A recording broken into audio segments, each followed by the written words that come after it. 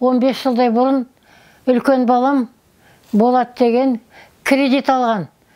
ТАТ деген банкіден, ТАТ деген, аталуы ТАТ. Это қазір микрокредитный банк деп саналады екен. Содан енді әр уақытта басынан бастап әрине төлей берді. Содан кейін өзі 19 жылы қайтыс болып кетті. Жаңағы алған балам, кредит алған балам 19 жылы қайтыс болды. Ол балам қайтыс болғаннан кейін күрт үзіліс болды жаңағы банктен. Ешбір қатынас болмады.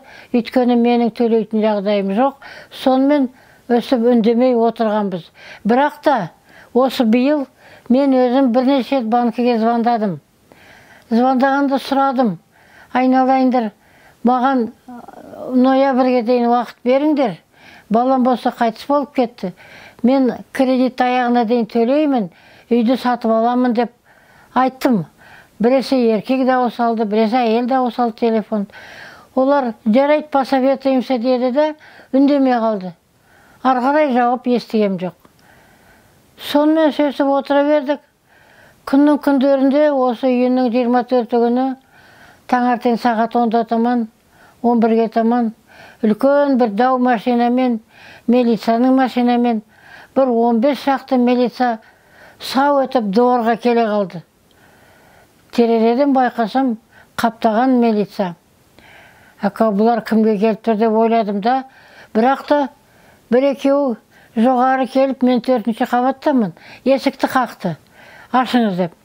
Мен айттым, мен милиция шақырғам жоқ, мен ашпаймын дедім.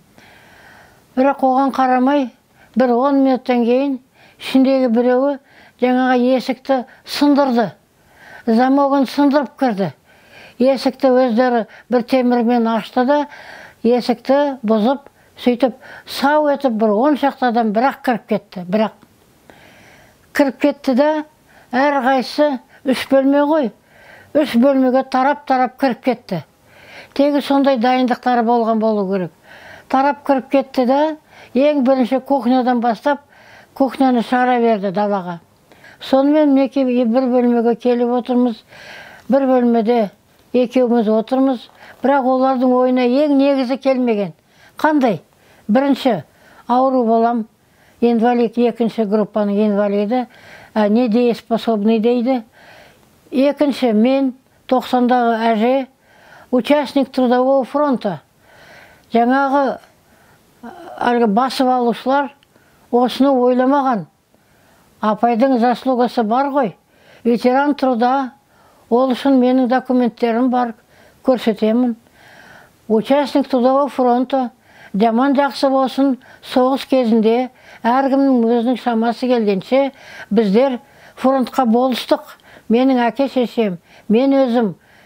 Соның бәрін ескермей, жаңағы басқыншылар бәрін ұмытып, саяси жағдайын, үкімет жағдайын, менің еңбегімді сіңірген үкіметке, соның бәрін ескермей, мені далаға лақтырып отыр. Ең соңында сұрайтыным, менің үйімді, осындай өз еңбегіммен алған үйімді, приватизация жасаған үйімді, өзім 30 жылдан астам тұрған үйімді маған қайтарып берсін. Қайтарып берсін деп, мен өтінішім осындай мен. Айналайындар, кімнің қолынан келеді маған көмек етіңдер. Қатты. Енді не дейін мен? Менің өтінішім өте үлкен өтініш сіздерге. Менің бала шағамнан айырылып отырмын. 2 үлкен ересек балам қайтыс болып кетті. Біреу 47-сінде, біреу 60-қа таяғанда. Ең кішісі міне жанымда отыр, ауру бала. Менің ешкімім жоқ. Мені қолдайтын, менің сөзімді сөйлейтін, менің жөнімді жөндейтін адам болмай отыр. Сондықтан мен осындай дүниеге тап болып отырмын. Осындай жағдайға тап болып отырмын.